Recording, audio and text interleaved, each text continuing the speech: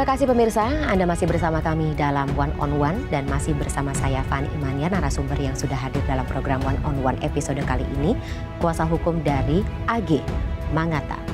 Bang Atta, saya penasaran dengan bagaimana tanggapan Anda ya. Di segmen ini kita akan gali sedikit terkait dengan proses hukum yang sudah berjalan sampai dengan sejauh ini gitu. Ketika Polda Metro Jaya, kepolisian menetapkan sampai dengan saat ini sih baru 3 ya. MDS, SL, Shane Lucas, dan juga klien Anda, AG. Apakah menurut Anda cukup kalau kita melihat cerita yang beredar begitu, terus kemudian juga kesaksian dari beberapa orang, ada kecurigaan atau beberapa pengamat hukum mengatakan kayaknya masih perlu nih ada yang ditetapkan sebagai tersangka. Bagaimana menurut Anda? Kami melihat tim penyidik sampai saat ini cukup bekerja dengan baik, koordinasi dari Polda, Polres, bahkan ke Polsek kemarin juga cukup baik, makanya kami mengapresiasi tetap walaupun ada beberapa catatan-catatan baik dari kami, kami percaya ketika penyidik mendalami ini dengan baik juga pasti akan ada pengembangan-pengembangan.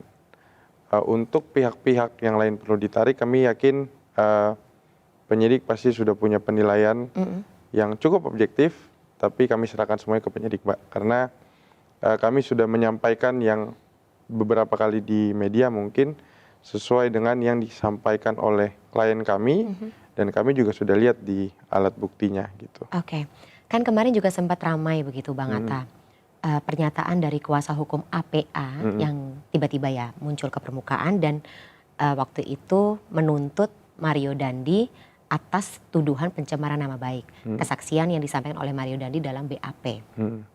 Sempat dikonfrontir juga nggak ke klien Anda AG gitu, peran APA ini siapa? Soalnya lagi-lagi ceritanya jadi simpang siur satu sama lain begitu.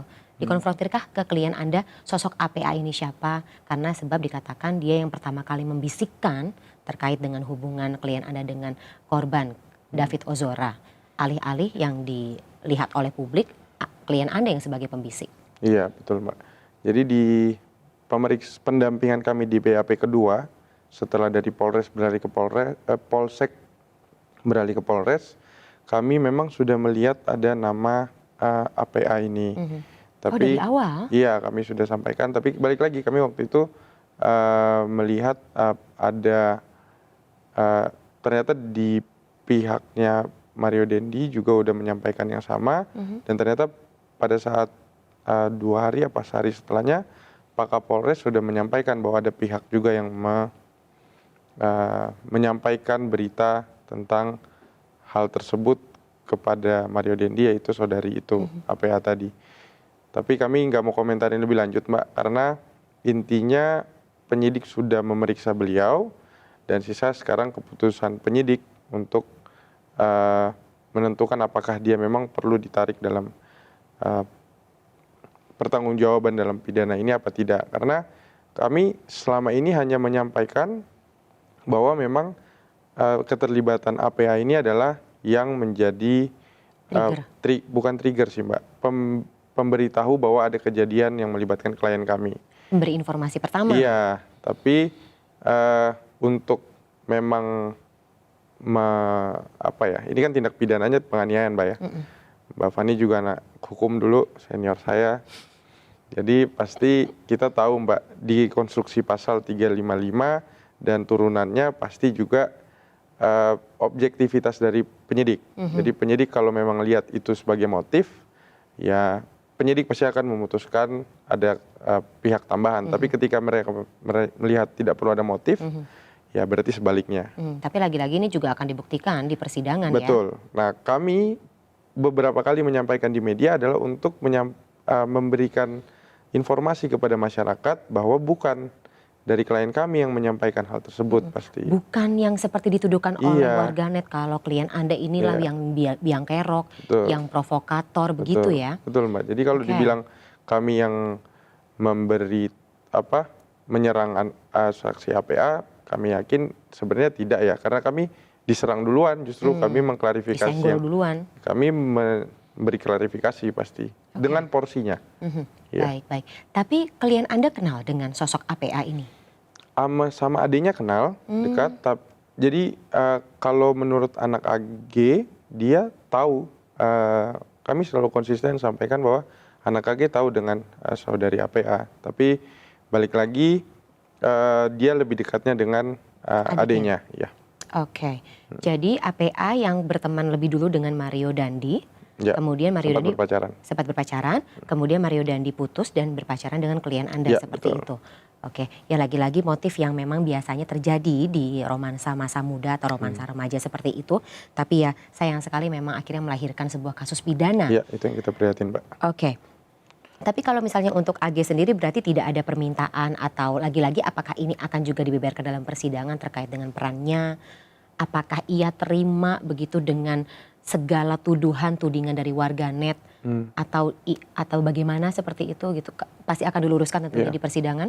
Balik lagi, peran kami adalah memang untuk mendampingi anak ini di proses penyidikan dan persidangan. Jadi ketika kami ditanyakan oleh teman-teman media, pasti kami sampaikan sesuai dengan porsinya, Mbak. Iya. Ketika kami dibilang menyebut nama-nama yang lain, kami menyebutkan inisial juga, tapi dengan perannya sebatas dengan yang disampaikan oleh klien kami dan alat buktinya. Balik lagi, Mbak, di hukum itu kan ada 2. Jadi pasti alat bukti minimal 2 untuk menjerat orang. Jadi kami sudah sampaikan bukan hanya statement dari klien kami, tapi ada bukti chat juga yang menyebut nama itu. Jadi kami nggak salah, Mbak, istilahnya. Oke, berarti bukti-bukti chat ini termasuk yang katanya juga kita lagi-lagi dengarkan dari pernyataan warganet gitu. Ada bukti chat yang sempat dihapus atau disuruh hapus oleh Mario Dandi terhadap klien Anda begitu? Iya, itu jelas sih, Mbak. Makanya kami nggak mau bilang ini detail di sini, tapi itu justru bukti kuat kami untuk di persidangan bahwa memang ada relasi kuasa dari tersangka M kepada klien kami pasti. Apa yang membuat Anda yakin kalau Amanda lah atau APA, kita sebutnya APA saja ya. Apa yang membuat Anda yakin APA lah yang harusnya bertanggung jawab gitu, yang menjadi pemberi informasi pertama. Ini ada kesaksian dari siapa atau alat bukti apa yang menguatkan? Ini, Mbak, ini juga kita harus luruskan. Ini teman-teman media yang mungkin mensalah persepsikan bertanggung jawab sebenarnya tetap tersangka Mario menurut saya. Oke, pelaku utama. Iya, karena balik lagi media menindaklanjuti informasi dari saksi APA, informasinya memang benar menurut klien kami. Jadi dia keputusannya memang ada di tersangka M. Ketika dia mau mengolah informasi itu, memvalidasi informasi itu, ya memang di tersangka M. Jadi kalau kami bilang kami menuduh saksi APA, ya harusnya tidak ya bahasanya begitu. Tapi kami memberitahukan bahwa saksi APA yang menginformasikan kejadian tersebut. Jadi gitu, diksi menuding itulah yang harus diganti. Iya, Mbak. Memang memberikan informasi sesuai dengan apa yang klien Anda sampaikan. Betul. Begitu. Oke, balik lagi ke kondisi klien Anda, Ya. Bang Atta. Sehat? Saat ini? Sehat saat ini. Tapi ada kejadian lucu, Mbak. Karena dia anak-anak ya. Kan tiap BAP itu kita pasti setelah ditanyakan sama penyidik disuruh cek. Bahkan ke anak ketika dia sudah bisa membacakan. Di BAP itu kan selalu ada template apakah Anda sehat secara rohani dan jasmani. Ananda klien kami di 3 pemeriksaan sebelumnya biasa aja. Ya, saya sehat jasmani dan rohani. Tapi di BAP terakhir Kapan itu? tanggal 8 kalau nggak salah atau tanggal 14 saya lupa. Ada di salah satu BAP dia bilang saya sehat jasmani tapi kurang sehat rohani. Gitu, karena dia mungkin lagi drop gitu-gitu. Oke, Dan jujur ya. iya, terus kami tanya ke penyidik karena saya juga baru menemukan, Mbak. Biasanya kalau kami pendampingan di kepolisian, kita iakan aja di part itu kan. Save template Iya, lah ya. save template, benar. Akhirnya gimana nih, Bu? Dia mau jawabnya gini, oh ya nggak apa-apa, gitu. Dia mau jawab begitu, gitu. Oke. Iya. Ada cerita dari tempat penitipan anakkah gitu, Bang Atta? AG kesehariannya seperti apa? Iya. Jadi di tempat penitipan ini kami selalu tiap hari mengecek dan bahkan diinfokan progresnya ketika ada masalah dan lain-lain. Karena kami tidak bisa tiap hari mendampingi. Jadi di sana dan kunjungannya juga terbatas banget ya, Mbak. Dan di sana memang ada beberapa progres termasuk soal psikisnya anak AG. Memang awal-awal agak drop, sekarang sudah mulai menyesuaikan, tapi ketika memang ada peralihan kayak kemarin di kejaksaan itu ada sedikit penurunan lagi gitu. Apalagi dengan pemeriksaan bukti kan dia benar-benar terisolir ya, Mbak. Nggak boleh buka sosmed dan macam-macam kegiatannya hanya olahraga, makan, minum, ngepel gitu-gitu. Bersosialisasi pun tidak? Bersosialisasi ada sama beberapa pihak di sana, tapi pihak di sana nggak tahu kalau dia sebenarnya anak AG gitu. Disamarkan identitasnya? Iya, ini bentuk Oke. yang kami apresiasi dari negara karena mereka tetap menjaga hak dari anak ini. Gitu. Oke.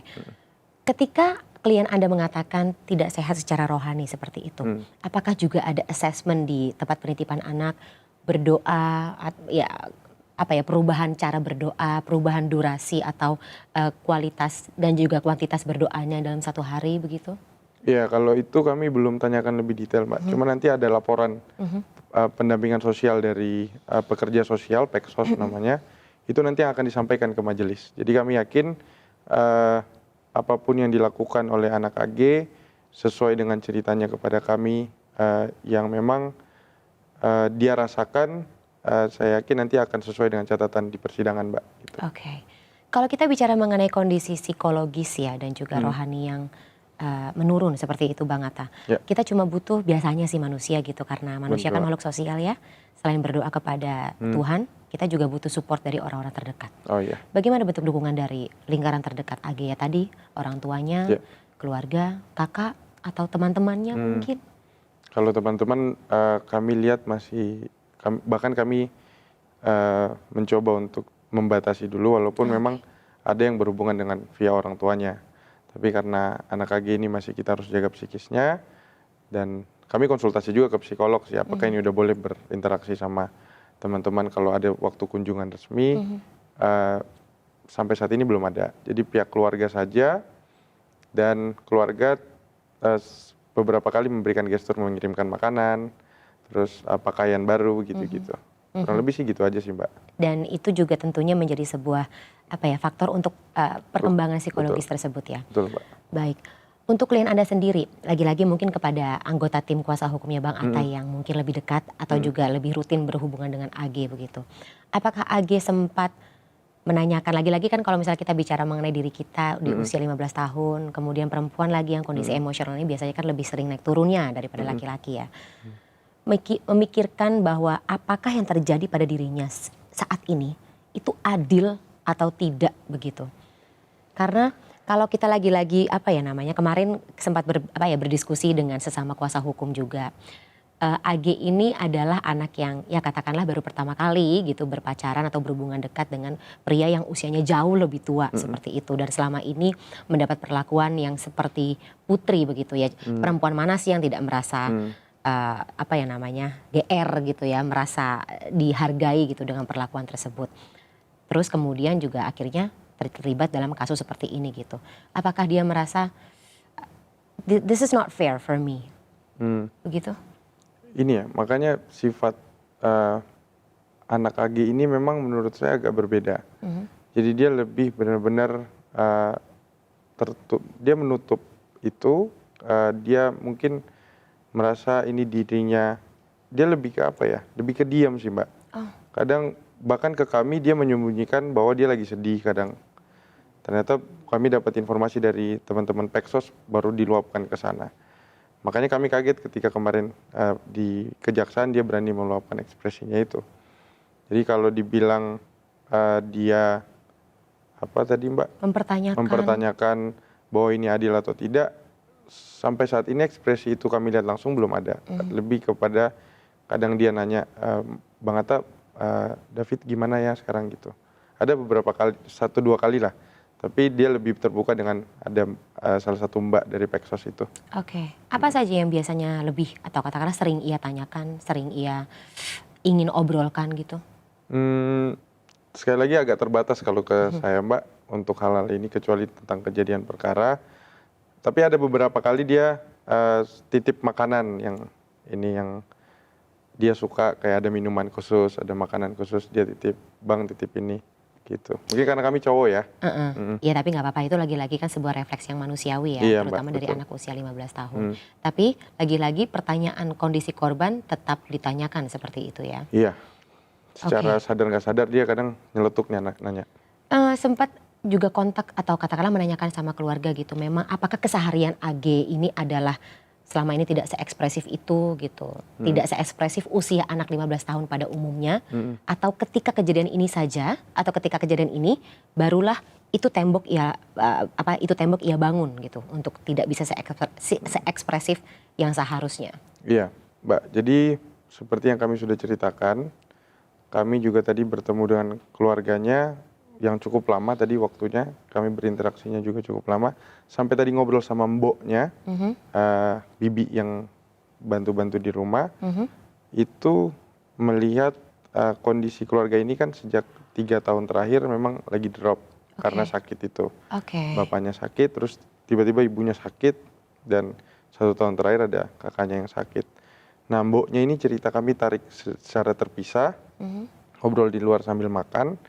Mboknya cerita bahwa sejak di SMA ini, apalagi mungkin karena gadget juga ya, jadi memang anak AG ini lebih tertutup, sekarang kadang lebih ngobrol seperlunya, dan memang kadang ada gestur-gestur cerianya dia, tapi nggak seperti waktu masih kelas SD kelas 6 SMP gitu. Jadi mboknya ini udah ikut dari 4 SD. Jadi dia lihat perkembangannya anak AG ini memang pada saat transisi ke 3 SMP ke 1 SMA ini memang kan usia kritis ya Mbak.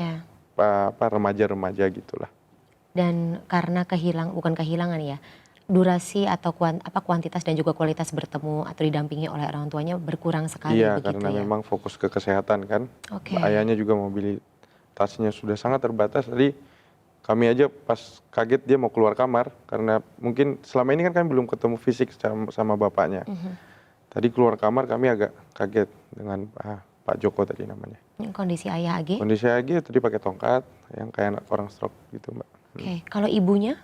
Kondisi Ibunya kesehatannya? sekarang sudah mulai bisa berbicara kepada kami. Karena dulu tiap ngomong dikit langsung nangis gitu. Sakit juga kabarnya ya? Iya, kanker paru. Kanker paru-paru. Ya. Stadium berapa kalau boleh tahu? Itu yang saya belum bisa pastikan Mbak. Berarti dua-duanya Cuma tidak lagi berada dalam kondisi yang prima begitu untuk mendampingi anak dengan usia kritis seperti AG ya? Iya, betul. Baik, kita gali lebih lanjut ya di segmen berikutnya ya Bang Atta. Tetaplah bersama kami pemirsa, One on One akan kembali sesaat lagi.